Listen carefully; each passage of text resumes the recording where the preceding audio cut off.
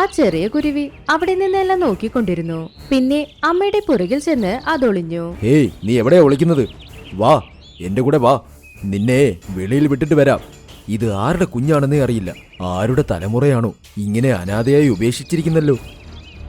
നിങ്ങൾ എന്റെ കുഞ്ഞിനെ തൊട്ട അത്ര തന്നെ.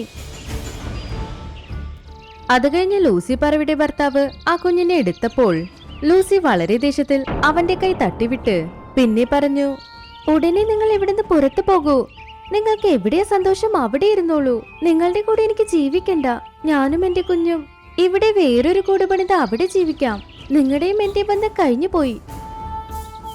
ലൂസി പറവ അവിടുന്ന് തന്റെ കുഞ്ഞിനെ എടുത്തുകൊണ്ട് വേറെ എവിടേക്കോ പോയി. അത് കഴിഞ്ഞ് അതിന്റെ പുതിയ കൂട് അത് പണിതു. മാ മാ, നിങ്ങൾ എന്റെ അമ്മയല്ലേ? അവിടെ അദ്ദേഹം പറഞ്ഞു നിങ്ങൾ എന്റെ അമ്മയല്ലെന്ന്. നിങ്ങൾ സത്യത്തിൽ എന്റെ അമ്മയല്ലേ? ഇവിടെ നോക്കുമോളെ, നീ അതിനെ കുറിച്ച് ചിന്തിക്കണ്ട. നീ എന്റെ മോളാണ്. ഞാനാണ് നിന്റെ അമ്മ. നിന്നെ എന്നിൽ നിന്ന് ആർക്കും പിരിക്കാൻ കഴിയില്ല. അത് കഴിഞ്ഞ് ലൂസി പറവ തന്റെ ഭർത്താവിനോട് തിരിച്ചു പോയതേയില്ല.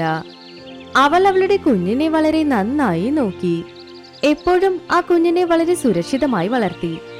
ആ കുഞ്ഞും തന്റെ അമ്മയോട് വളരെ സ്നേഹത്തിലായിരുന്നു.